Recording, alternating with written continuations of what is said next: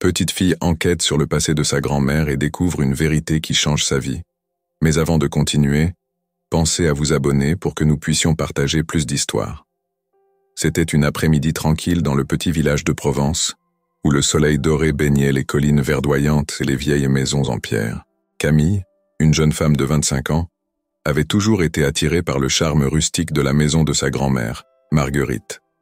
La maison, située en bordure d'un champ de lavande, semblait être un endroit où le temps s'était arrêté, un refuge où les histoires du passé résonnaient encore dans les murs. Marguerite, une femme de 85 ans, avait toujours été connue pour son élégance et sa force intérieure.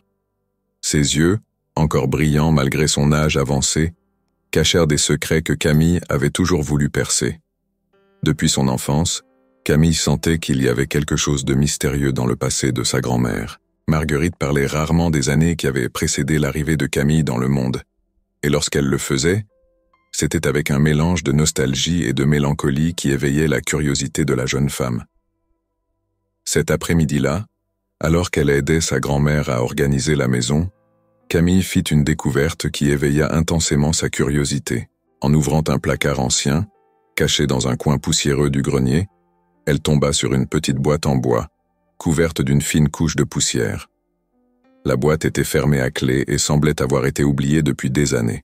Camille la prit avec précaution, sentant le poids du bois massif dans ses mains, et remarqua les initiales ML gravées sur le couvercle. Son cœur s'accéléra. Elle savait que cette boîte pouvait contenir les réponses aux questions qu'elle s'était toujours posées sur le passé de sa grand-mère. Mais pourquoi était-elle fermée à clé? Et pourquoi Marguerite n'en avait-elle jamais parlé? Camille descendit du grenier avec la boîte entre les mains, le soleil filtrant à travers les fenêtres poussiéreuses, illuminant sa découverte. En descendant les escaliers, elle croisa Marguerite, qui était dans la cuisine en train de préparer une tasse de thé. En voyant la boîte, Marguerite se figea un instant, son visage devenant pâle.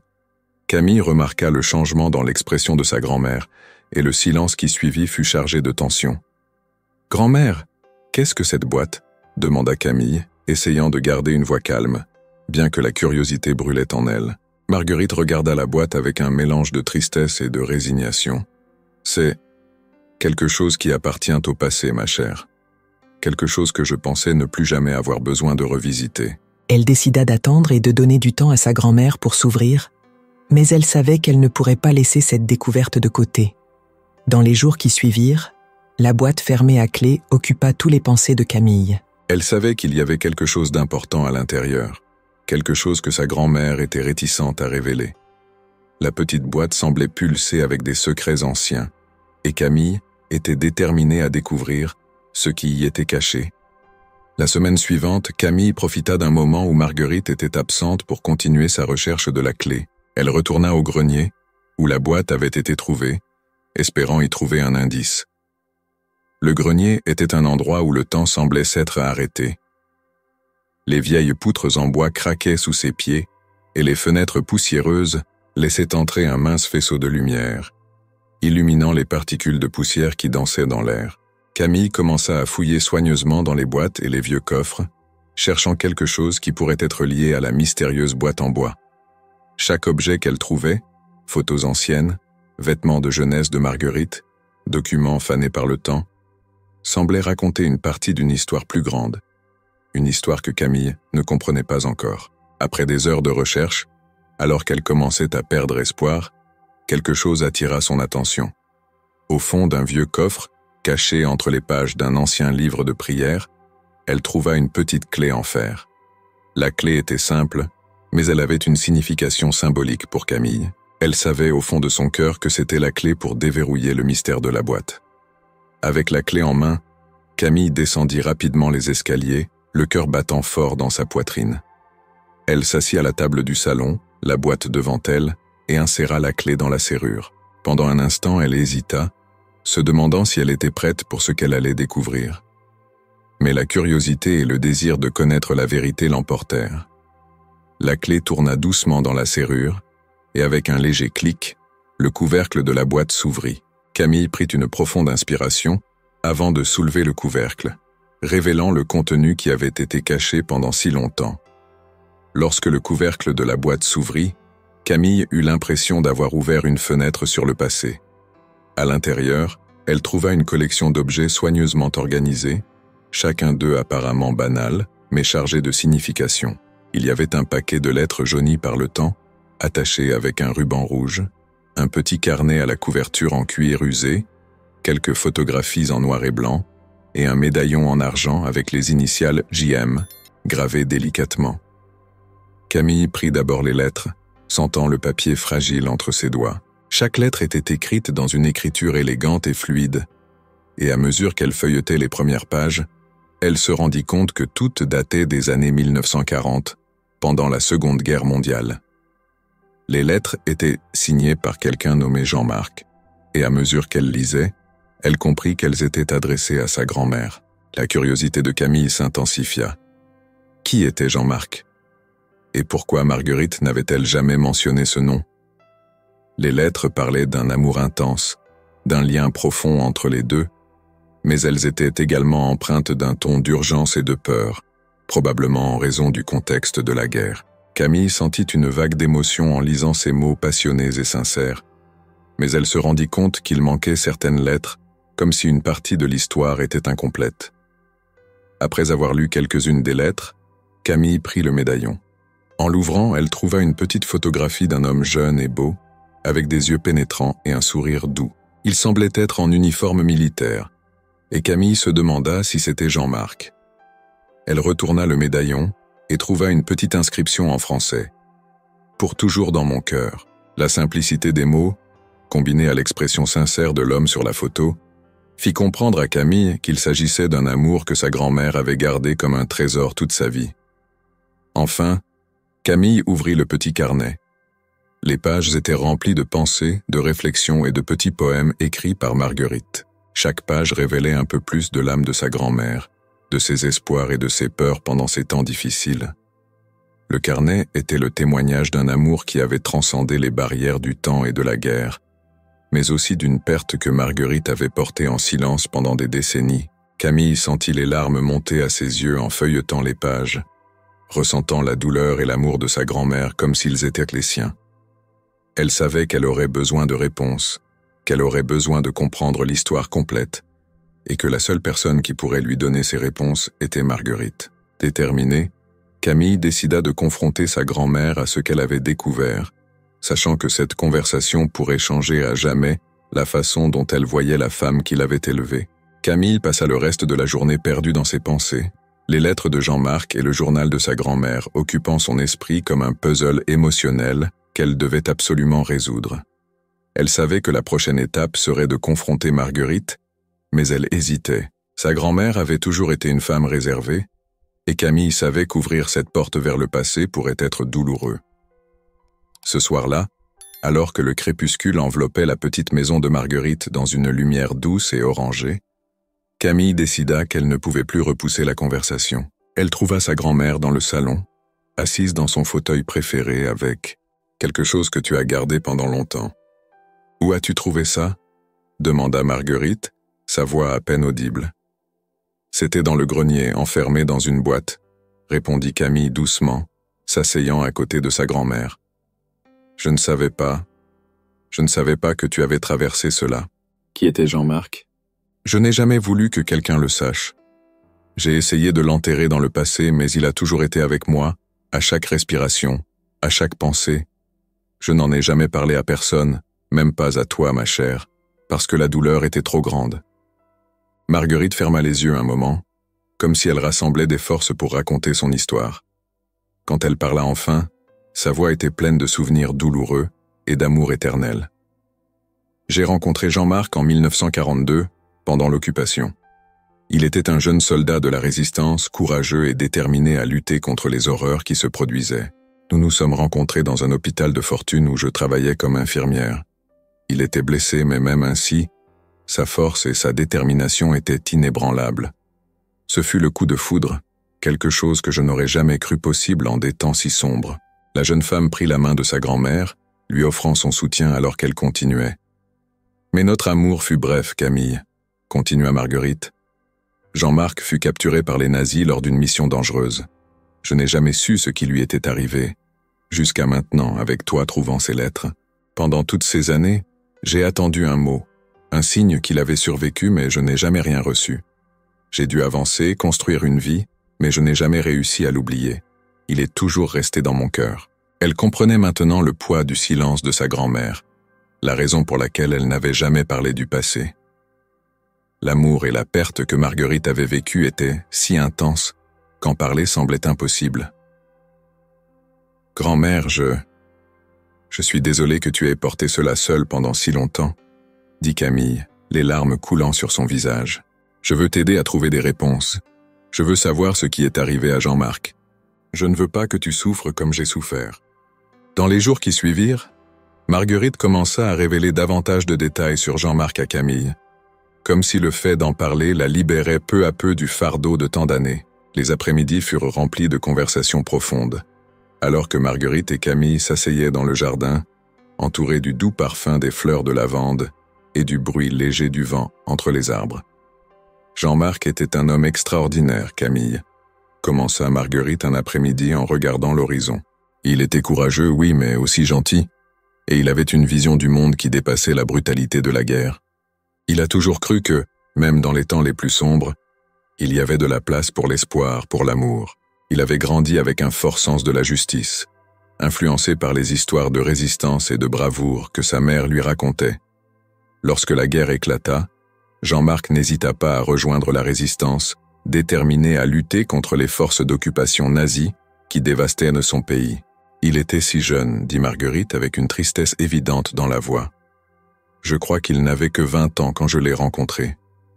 Mais il avait une maturité en lui, une détermination à changer le monde, même si cela signifiait sacrifier sa propre vie. Je suis tombée amoureuse de cette force, de ce désir de se battre pour quelque chose de plus grand que lui-même. Marguerite, en tant qu'infirmière, était chargée de s'occuper de lui. C'est pendant ces semaines qu'ils se rapprochèrent, partageant des histoires, des peurs et des rêves d'un avenir meilleur. Je savais que ce ne serait pas facile, continua Marguerite. Nous vivions dans la peur constante, toujours sous la menace d'être découverts. Mais même ainsi, Jean-Marc trouvait toujours le temps de me faire sourire, de me rappeler qu'il y avait de la beauté dans la vie, même au milieu de tant d'obscurité. Marguerite parla des moments qu'ils partageaient, fuyant la réalité brutale, rêvant d'un futur où la guerre ne serait plus qu'un lointain souvenir. Il m'a promis que lorsque la guerre se terminerait, nous resterions ensemble, dit Marguerite, la voix légèrement brisée. Il m'a demandé de l'attendre et j'ai promis que je le ferais. Mais quand il a été capturé, mon espoir a commencé à disparaître. Je l'aimais tellement, Camille, que l'idée de le perdre était insupportable. Chaque jour était une lutte pour garder la foi qu'il pouvait encore être en vie. Mais le silence était implacable. Marguerite décrivit comment la guerre continua à tout dévaster autour d'elle, alors qu'elle essayait de survivre avec l'espoir que, d'une manière ou d'une autre, Jean-Marc reviendrait vers elle. La capture de Jean-Marc marqua le début d'une longue et douloureuse attente pour Marguerite. La guerre s'éternisait, et chaque jour sans nouvelles de lui était un coup au cœur. Marguerite continua son travail d'infirmière, mais son âme était profondément marquée par l'incertitude quant au sort de son bien-aimé. Elle raconta à Camille comment, chaque nuit, elle se mettait à genoux à côté de son lit, priant pour que Jean-Marc soit vivant et en bonne santé, pour qu'il trouve un chemin de retour vers elle. Les mois passèrent, et la guerre continuait de ravager la France. Marguerite, comme beaucoup d'autres, fut forcée de continuer sa vie, même avec la douleur constante de ne pas savoir ce qui était arrivé à Jean-Marc. Elle tenta de lui écrire, mais ne reçut jamais de réponse. Les lettres qu'elle envoyait, pleines d'amour et d'espoir, lui étaient renvoyées, marquées « destinataire inconnu » ou disparaissaient tout simplement sans laisser de traces. « Je n'ai jamais su ce qui lui était arrivé », dit Marguerite, les larmes aux yeux. « La dernière fois que je l'ai vu, c'est lorsqu'il... » Mais les horreurs de la guerre m'ont volé cette promesse. Certains disaient qu'il était mort dans un camp de concentration. D'autres suggéraient qu'il avait fui et s'était caché, mais personne ne savait vraiment. L'incertitude était ce qui faisait le plus mal à Marguerite, ce doute persistant qui la rongeait de l'intérieur. « Je voulais tellement qu'il soit en vie, Camille, » dit Marguerite, la douleur dans sa voix claire. « Je voulais croire qu'il avait survécu, qu'il pensait encore à moi comme je pensais à lui. Mais à mesure que les années passaient, j'ai dû accepter qu'il ne reviendrait peut-être jamais. » Elle ne pouvait imaginer l'angoisse de vivre tant d'années avec cette incertitude, de porter le fardeau d'un amour perdu sans aucune résolution. Elle commença également à comprendre pourquoi Marguerite avait gardé ce secret si longtemps. C'était une douleur qui, pour elle, ne semblait pas avoir de fin et qu'elle préférait garder enterrée au plus profond de son âme, loin du monde extérieur. Marguerite tenta de continuer à avancer dans sa vie. Elle se maria, eut des enfants, mais garda toujours Jean-Marc dans un coin spécial de son cœur. Elle ne parla jamais de lui, même pas à son mari, car elle sentait que mentionner son nom serait trahir l'homme qu'elle avait aimé et qu'elle n'avait jamais revu. Marguerite construisit une vie autour de ce vide, mais Camille savait que, malgré tout, sa grand-mère ne l'avait jamais oubliée. En écoutant cette histoire, Camille sentit une nouvelle détermination grandir en elle. Elle savait qu'elle ne pouvait pas changer le passé, mais peut-être pouvait-elle apporter un peu de paix à sa grand-mère, en trouvant des réponses aux questions qui avaient hanté Marguerite pendant si longtemps. Camille était prête à faire tout ce qui était nécessaire pour découvrir ce qui était arrivé à Jean-Marc, et ainsi aider sa grand-mère à trouver enfin une conclusion à cette histoire douloureuse. Après la révélation de sa grand-mère, Camille passa des nuits sans sommeil, réfléchissant à tout ce qu'elle avait découvert. L'histoire d'amour entre Marguerite et Jean-Marc semblait tirée d'un film, mais la douleur et l'incertitude que Marguerite avait portée toute sa vie étaient bien réelles. Camille sentait qu'il était de sa responsabilité, presque un appel, de découvrir la vérité et d'apporter un peu de paix à sa grand-mère. Pendant des jours, Camille fouilla dans les archives en ligne, lut des documents anciens sur la Seconde Guerre mondiale et consulta même des forums et des communautés spécialisées en généalogie et en histoire de la résistance française. Cependant, les informations qu'elle trouvait étaient fragmentaires et souvent contradictoires. Il semblait que Jean-Marc avait disparu sans laisser de traces, comme si le destin avait décidé d'effacer son existence. Pendant ce temps, Marguerite semblait plus fragile. La conversation sur Jean-Marc, bien qu'elle ait été un soulagement à bien des égards, avait aussi rouvert des blessures qui n'avaient jamais vraiment cicatrisé. Camille remarqua que sa grand-mère était plus silencieuse, et elle la surprenait souvent à regarder l'horizon, perdue dans des pensées qu'elle savait tourner vers le passé. Déterminée à ne pas laisser l'histoire de sa grand-mère se terminer dans le silence, Camille décida qu'il lui faudrait plus que de simples recherches sur Internet. Elle sentait qu'il était nécessaire d'aller plus loin, de chercher dans des lieux physiques où les archives pouvaient être oubliées ou où des survivants pouvaient encore garder des fragments de cette histoire. Ce fut alors que Camille prit une décision qui changerait sa propre vie. Elle voyagerait jusqu'aux endroits où Jean-Marc avait vécu et combattu, en commençant par la France, et si nécessaire, en allant jusqu'en Allemagne. Avant de partir, Camille eut une conversation décisive avec Marguerite. Assise à la table de la cuisine, avec la lumière douce du matin illuminant la pièce, Camille expliqua ses plans. « Grand-mère, je sais à quel point parler de Jean-Marc a été difficile pour toi, » commença Camille, en tenant les mains de Marguerite. « Mais je ne peux pas laisser cette histoire se terminer ainsi. Tu mérites de savoir la vérité quelle qu'elle soit, et je suis déterminée à la trouver. Je sais, grand-mère, mais je sens que je dois le faire, pas seulement pour toi, mais aussi pour moi. Savoir ce qui est arrivé à Jean-Marc est important pour notre famille, pour notre histoire. » Elle savait que Camille avait le même esprit obstiné que Jean-Marc avait, et cette détermination la remplit de fierté.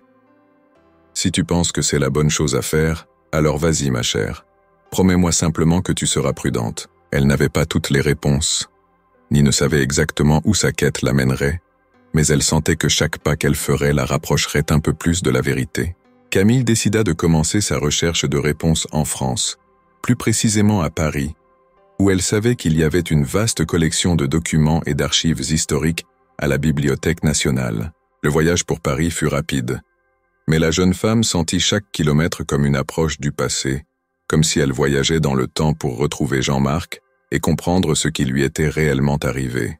La Bibliothèque nationale de Paris était immense et intimidante, avec des couloirs interminables de livres, de documents et de microfilms qui conservèrent des siècles d'histoire française. Camille, armée d'une liste de pistes possibles, commença sa recherche inlassable. Pendant des jours, elle fouilla dans les archives, lisant des rapports de la Résistance, des lettres de militaires et des registres de camps de prisonniers. Chaque document qu'elle trouvait était une petite pièce du puzzle qu'elle essayait de reconstituer.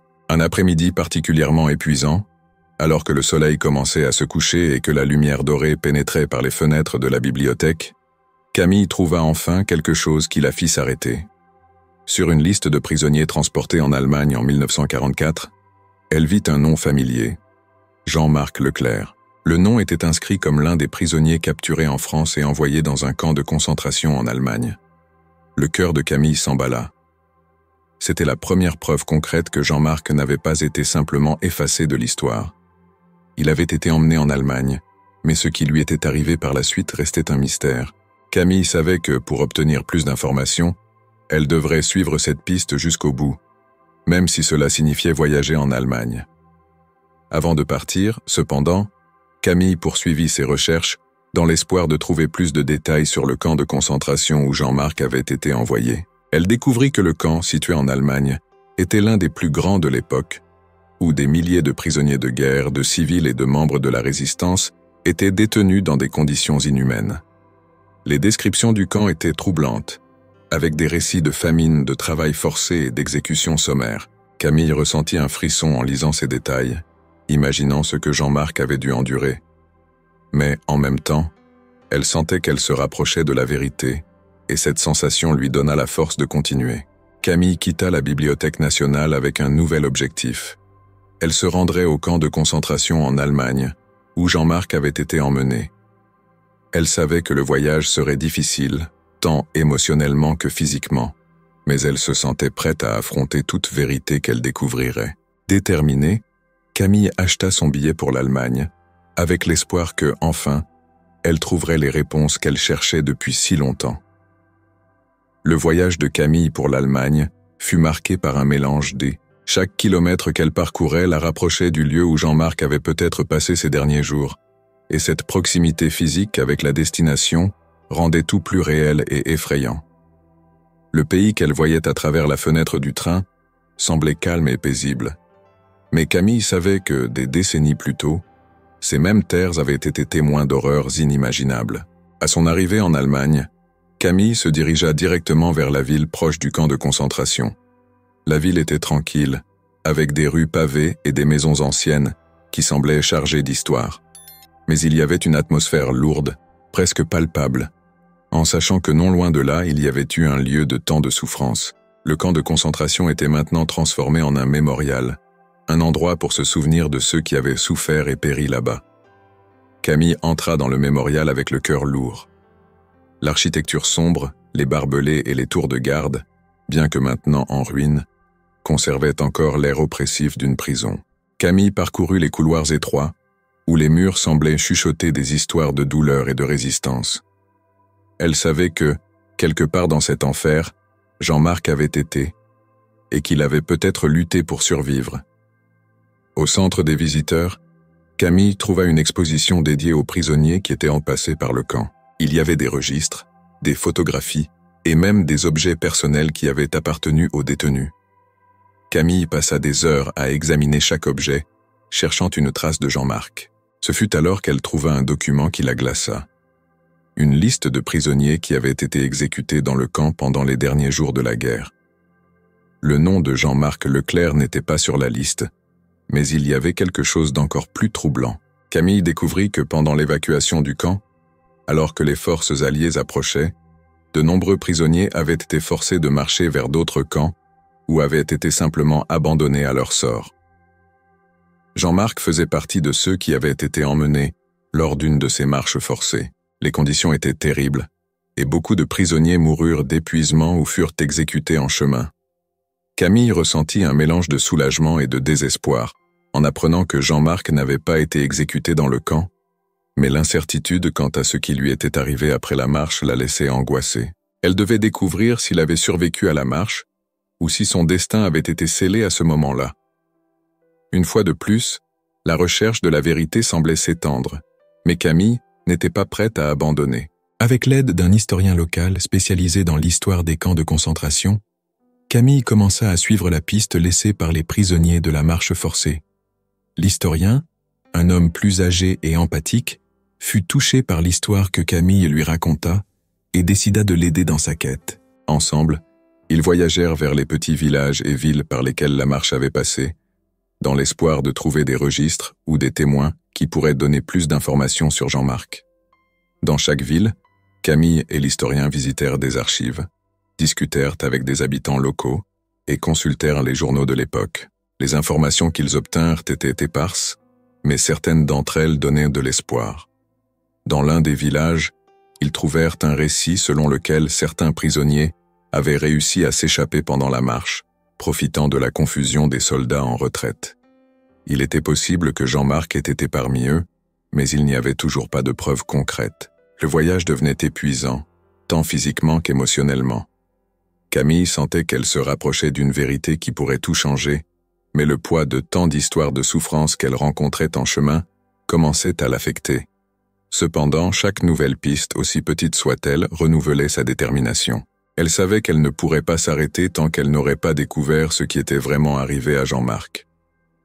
À la fin de cette étape du voyage, Camille et l'historien rencontrèrent un survivant de la marche qui vivait encore dans un petit village dans les montagnes. C'était un homme très âgé mais encore lucide, et lorsque Camille mentionna le nom de Jean-Marc Leclerc, ses yeux s'illuminèrent. Le survivant confirma qu'il avait connu Jean-Marc pendant la marche et qu'il avait effectivement réussi à s'échapper avec quelques autres prisonniers. Cependant, après leur fuite, ils s'étaient séparés et le survivant n'avait plus jamais entendu parler de lui. Cette information fut un tournant dans la quête de Camille. Elle savait maintenant que Jean-Marc avait survécu au camp et à la marche, mais la question de savoir où il était allé et comment il avait vécu après la guerre restait entière. Avec un mélange d'espoir et d'appréhension, Camille décida qu'elle devait poursuivre sa recherche, sachant que la fin de cette quête était enfin à portée de main. Camille, après la révélation du survivant qui avait connu Jean-Marc pendant la marche, sentait qu'elle était enfin proche de la vérité. Le fait que Jean-Marc ait échappé à la mort apportait une nouvelle dimension à son enquête, mais aussi un nouveau lot de questions. Où était-il allé après sa fuite? Comment avait-il survécu? Et pourquoi n'était-il jamais revenu vers Marguerite? L'anxiété et l'espoir se mêlaient dans son cœur alors qu'elle se dirigeait vers la prochaine étape de son voyage. Une ville dans le sud de la France où, selon les registres, un homme aux caractéristiques semblables à celles de Jean-Marc avait été aperçu peu de temps après la guerre. Camille et l'historien, désormais compagnons indispensables dans sa quête, se rendirent dans la ville d'Arles, un lieu pittoresque et riche en histoire, mais qui prenait maintenant une nouvelle importance pour Camille. Ils arrivèrent en ville un matin ensoleillé, où les rues pavées et les constructions en pierre reflétaient la lumière du soleil, créant une atmosphère tranquille et presque intemporelle. Mais Camille n'était pas là pour admirer la beauté du lieu. Son objectif était de trouver plus d'informations sur l'homme qu'elle croyait être Jean-Marc. La première étape fut les archives municipales, où ils espéraient trouver des registres de résidents de l'époque. Camille, avec l'aide de l'historien, examina des registres de réfugiés, des documents d'identité et même des listes de survivants de guerre qui avaient transité par la ville. Après des heures de recherche minutieuse, ils trouvèrent une piste cruciale. Un homme nommé Jacques Morin, arrivé en ville en 1946 avec peu de biens et un passé obscur. Il travaillait comme menuisier et était connu pour son habileté avec le bois, mais restait distant et réservé. Le nom était différent, mais les descriptions physiques correspondaient à celles que Camille avait de Jean-Marc. Camille sentit un frisson lui parcourir l'échine. Il était possible que Jean-Marc ait adopté une nouvelle identité pour se cacher, pour commencer une nouvelle vie. Mais pourquoi n'était-il pas revenu vers Marguerite? Cette question continuait de la tourmenter. Elle savait qu'elle devait enquêter plus en profondeur. Déterminée à suivre cette piste, Camille et l'historien commencèrent à interroger les résidents les plus âgés d'Arles, ceux qui auraient pu connaître Jacques Morin. Ce fut au cours de ces interviews que Camille rencontra Madame Lafleur, une femme âgée qui avait vécu dans la ville toute sa vie et qui se souvenait vaguement d'un homme nommé Jacques qui avait travaillé comme menuisier après la guerre. Madame Lafleur, assise dans son fauteuil à bascule sur la véranda de sa maison, regarda Camille avec des yeux sages et gentils. Jacques était un homme silencieux, commença-t-elle, en se remémorant les temps passés. Il ne parlait jamais beaucoup de son passé, mais il avait une tristesse dans les yeux que personne ne pouvait percer. Je me souviens qu'il vivait seul, ne s'est jamais marié, et passait la plupart de son temps dans le petit atelier où il fabriquait des meubles. Il était un vrai maître dans son art. Parfois, il parlait avec le prêtre de l'église, mais à part ça, il gardait ses distances. Il y avait des rumeurs selon lesquelles il avait perdu quelqu'un de très important pendant la guerre, mais personne ne savait vraiment. C'était un enterrement simple. Elle savait que la prochaine étape de sa recherche serait de visiter la tombe de Jacques Morin, où elle pourrait enfin trouver des réponses aux questions que sa grand-mère avait portées pendant tant d'années. Le lendemain matin, Camille, accompagnée de l'historien, se dirigea vers le petit cimetière en périphérie d'Arles. Le lieu était tranquille, entouré de hauts cyprès qui se balançaient doucement au vent. L'atmosphère y était paisible, mais Camille ressentait une tension croissante alors qu'elle approchait de la tombe de Jacques Morin. Le cimetière était simple, avec peu de sépultures, et semblait être un endroit où le temps avait ralenti, permettant aux histoires de ceux qui y reposaient de rester intactes. Lorsqu'ils arrivèrent à la tombe, Camille s'arrêta un moment, observant la pierre simple qui marquait l'endroit. Le nom Jacques Morin était gravé sur la pierre, accompagné des dates de naissance et de décès, 1922-1988. Il n'y avait aucune autre inscription, aucun épitaphe qui pourrait offrir plus de pistes sur la vie de cet homme.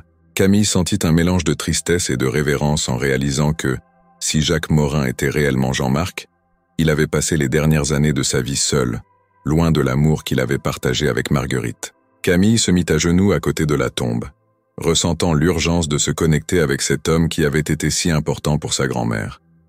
Elle ferma les yeux et se permit de ressentir le poids de tout ce qui l'avait mené jusqu'à ce moment. Les lettres, les histoires, les pistes, tout l'avait mené jusqu'ici, et maintenant elle se tenait devant la tombe possible de Jean-Marc. Mais en même temps, les doutes persistaient. Comment avait-il survécu à la guerre? Pourquoi avait-il choisi de vivre comme Jacques Morin? Et, surtout, pourquoi n'était-il jamais revenu vers Marguerite? L'historien, respectant le silence de Camille, attendit jusqu'à ce qu'elle soit prête à parler. Lorsqu'elle leva finalement les yeux, Camille dit, la voix étranglée, « Je dois connaître la vérité. Je dois être certaine qu'il était Jean-Marc. » Le prêtre, un homme gentil et compréhensif, se souvenait de Jacques Morin comme d'un homme réservé mais généreux. Il révéla également que, peu avant sa mort, Jacques avait laissé quelques effets personnels sous la garde de l'église, sans aucune instruction sur ce qu'il fallait en faire. Le prêtre emmena Camille dans une petite salle à l'arrière de l'église, où un vieux coffre était gardé. Il ouvrit le coffre avec une clé simple et révéla les quelques effets qui avaient été laissés par Jacques. Camille s'approcha lentement, presque avec crainte de ce qu'elle pourrait découvrir. À l'intérieur du coffre se trouvait un vieux manteau, un carnet de notes, quelques outils de menuiserie et une petite enveloppe fermée. Camille prit l'enveloppe avec des mains tremblantes. Elle était scellée et semblait avoir été conservée avec grand soin. À l'extérieur, rien n'était écrit, mais lorsque Camille l'ouvrit, elle trouva une seule lettre, écrite dans une écriture qu'elle reconnut immédiatement. C'était la même écriture que celle des lettres de Jean-Marc qu'elle avait trouvées dans la boîte de sa grand-mère. Le cœur battant fort, Camille commença à lire la lettre. Elle était adressée à Marguerite, mais n'avait jamais été envoyée.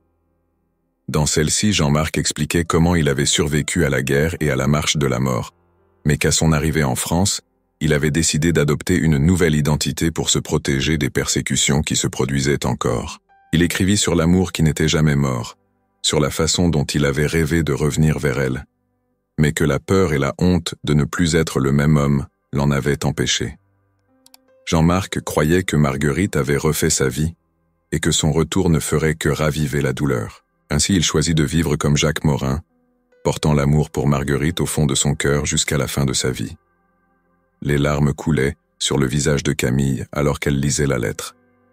Elle avait enfin la vérité, mais c'était une vérité amère. Jean-Marc avait survécu mais avait choisi de se cacher, permettant à l'amour de sa vie de croire qu'il était mort. Camille ressentit une douleur profonde pour sa grand-mère, qui avait passé sa vie sans savoir que l'homme qu'elle aimait était vivant, mais elle ressentit aussi une certaine paix en réalisant que l'amour entre eux n'était jamais mort. Camille décida qu'elle devait retourner en France le plus rapidement possible pour partager la vérité avec Marguerite. Elle savait que ce serait une conversation difficile, mais elle savait aussi que sa grand-mère méritait de savoir ce qui s'était réellement passé. Avec la lettre en main, Camille quitta le cimetière avec un sentiment d'accomplissement, mais aussi avec le cœur lourd pour ce qui allait suivre.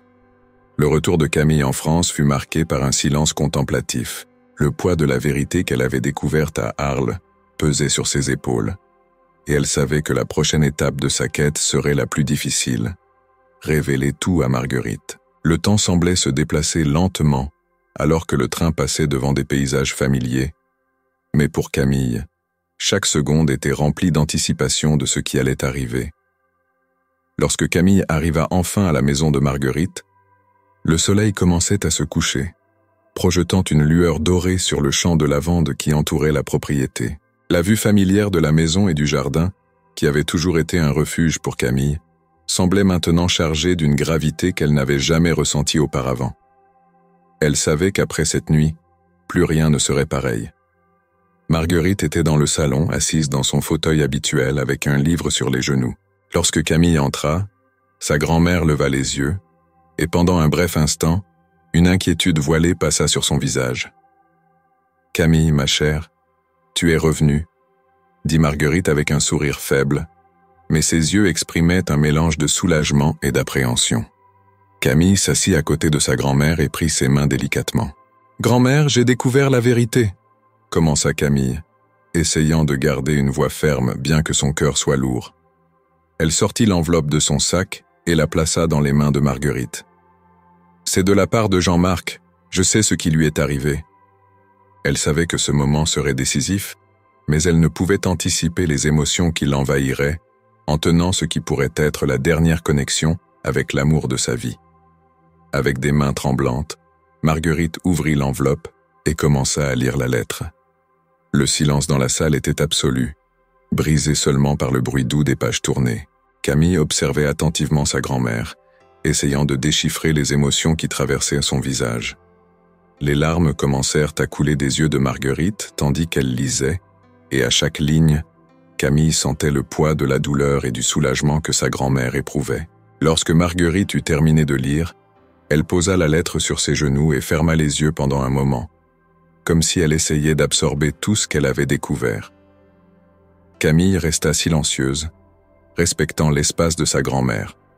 Enfin, Marguerite ouvrit les yeux, maintenant remplis d'une tristesse profonde, mais aussi d'une acceptation sereine. Il était vivant. Tout ce temps, dit Marguerite, sa voix brisée par l'émotion. Et il n'est jamais revenu parce qu'il pensait que ce serait mieux ainsi. Oh, Jean-Marc, pourquoi n'es-tu pas revenu vers moi? Il ne t'a jamais oublié, mais il avait peur. Peur de ne pas être l'homme dont tu te souvenais. Et il pensait que tu avais refait ta vie, même lorsque je me suis marié. Même lorsque j'ai construit une nouvelle vie, une partie de moi l'a toujours attendu. Et il est en paix. C'est tout ce dont j'avais besoin. Elles parlèrent jusqu'à tard dans la nuit, jusqu'à ce que Marguerite, épuisée mais en paix, finisse par s'endormir, tenant encore la lettre de Jean-Marc. Cette nuit-là, tandis que Camille regardait sa grand-mère dormir, elle sentit qu'en dépit de la douleur, elle avait accompli son devoir. La quête avait été longue et difficile. Mais maintenant, enfin, Marguerite pouvait trouver la paix qu'elle méritait tant. Le lendemain matin, après une nuit marquée par des rêves tranquilles et réfléchis, Marguerite se réveilla avec un sentiment de sérénité qu'elle n'avait pas ressenti depuis des décennies. Le poids de l'incertitude qu'elle avait porté pendant tant d'années avait été allégé, remplacé par une nouvelle compréhension et une acceptation. Le soleil était déjà haut dans le ciel, baignant la petite maison de campagne d'une lumière douce et accueillante. Et les sons du chant commençaient à remplir l'air, créant une atmosphère de paix. Camille, qui avait passé la nuit aux côtés de sa grand-mère, se réveilla au son des mouvements dans la maison. Elle trouva Marguerite dans la cuisine, en train de préparer le petit déjeuner comme elle le faisait tous les jours, mais il y avait quelque chose de différent chez sa grand-mère. Il y avait une calme dans ses mouvements, une tranquillité dans son expression que Camille n'avait jamais vue auparavant. « Bonjour, ma chère », dit Marguerite avec un sourire serein tout en mettant la table. « As-tu bien dormi? Et toi? C'est comme si, enfin, je pouvais laisser le passé reposer. » Elle savait que sa grand-mère avait besoin de plus qu'une clôture émotionnelle.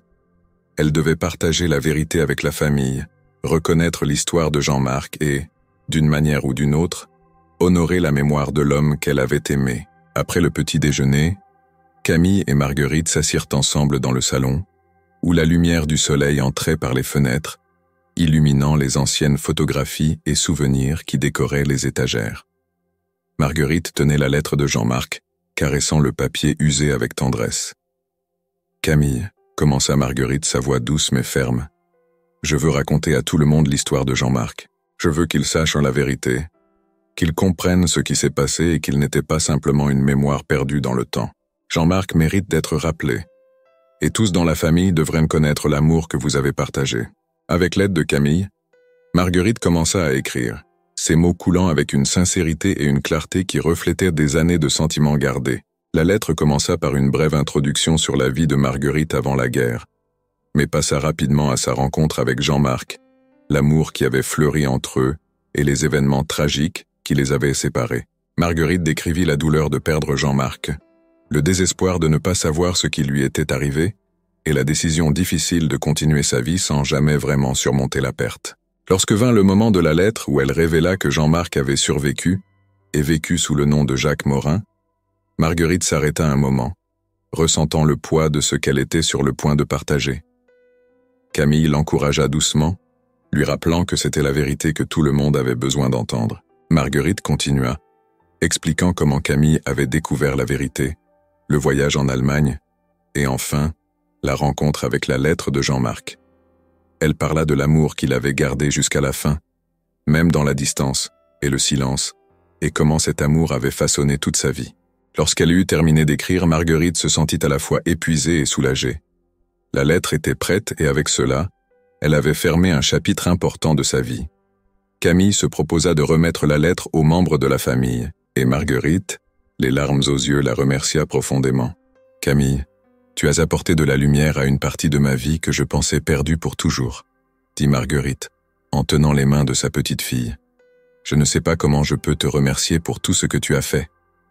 Ce qui compte, c'est que maintenant tu peux vivre en paix, sachant que l'histoire de Jean-Marc n'a pas été oubliée. » Bien que Marguerite ait trouvé un certain apaisement, Camille croyait que l'histoire de Jean-Marc méritait d'être racontée plus largement, pour que d'autres aussi puissent connaître et apprendre de sa vie et de son sacrifice.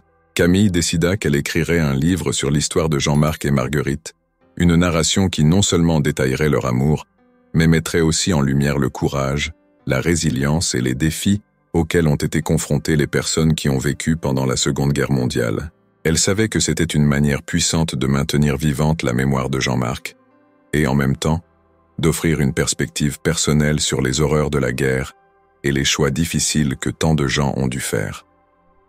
Au cours des mois suivants, Camille se plongea dans le processus de recherche et d'écriture. Elle revisita les lieux qu'elle avait explorés lors de sa quête, interviewa davantage de survivants et d'experts, et consacra d'innombrables heures à l'écriture d'un récit qui soit fidèle aux événements et aux émotions qu'elle avait témoignés. Chaque chapitre du livre fut écrit avec soin et attention aux détails, toujours avec Marguerite à ses côtés, offrant des idées et des souvenirs qui enrichissaient la narration.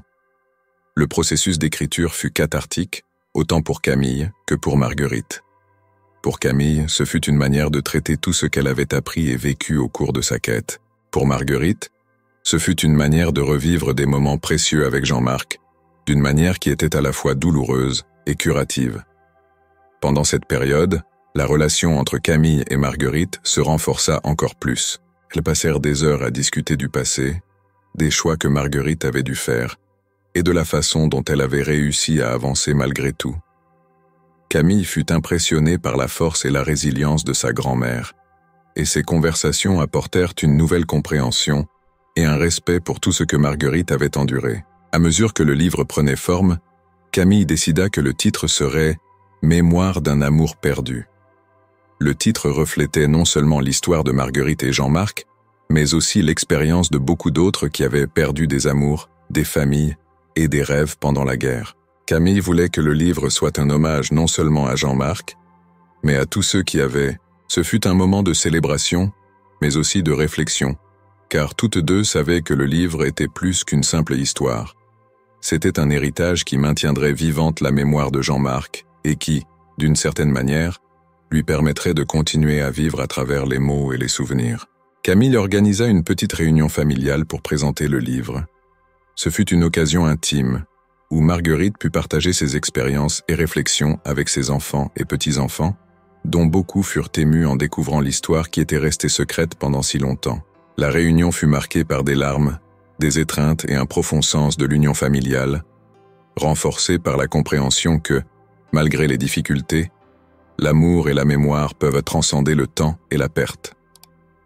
La publication du livre fut un succès modeste, mais significatif. Mémoire d'un amour perdu commença à attirer l'attention, non seulement pour sa narration émouvante, mais aussi pour son témoignage sincère et authentique d'une femme qui avait vécu les réalités de la guerre et de l'amour en temps d'incertitude. Des lecteurs de partout commencèrent à se connecter à l'histoire, envoyant des lettres et des messages de soutien, beaucoup d'entre eux partageant leurs propres histoires d'amour et de perte. Pour Camille, le succès du livre apporta non seulement un sentiment d'accomplissement, mais aussi une profonde transformation personnelle. La quête qu'elle avait entreprise pour découvrir la vérité sur Jean-Marc et Marguerite était devenue quelque chose de bien plus grand. Elle comprenait maintenant les complexités de la vie et de l'amour d'une manière qui lui semblait autrefois lointaine et abstraite. Camille était devenue plus empathique, plus consciente des nuances des relations humaines, et surtout, plus reconnaissante de la force et de la résilience qu'elle avait héritée de sa grand-mère. Avec le temps, Camille commença à réfléchir à sa propre vie et aux choix qu'elle voulait faire. L'histoire de Marguerite et Jean-Marc l'inspira à chercher des connexions plus profondes et plus significatives dans ses propres relations. Elle se rendit compte que la quête de vérité et de compréhension ne se limitait pas à découvrir le passé, mais à vivre pleinement le présent, à aimer profondément et à ne jamais prendre pour acquis les liens qui unissent les gens. Camille, forte de ses nouvelles connaissances et expériences, se consacra à aider d'autres personnes à découvrir leurs propres histoires de famille, utilisant ses compétences en recherche et en écriture pour les guider dans leur quête. Elle savait que chaque histoire était unique, et elle était déterminée à aider les autres à trouver les réponses qu'ils cherchaient, tout comme elle l'avait fait pour Marguerite. Dans les années qui suivirent, Camille continua d'écrire, explorant de nouvelles histoires, mais toujours avec la mémoire de Jean-Marc et Marguerite comme guide. Elle savait que leur histoire avait changé sa vie pour toujours, et elle était reconnaissante d'avoir pu partager leur amour et leur sacrifice avec le monde.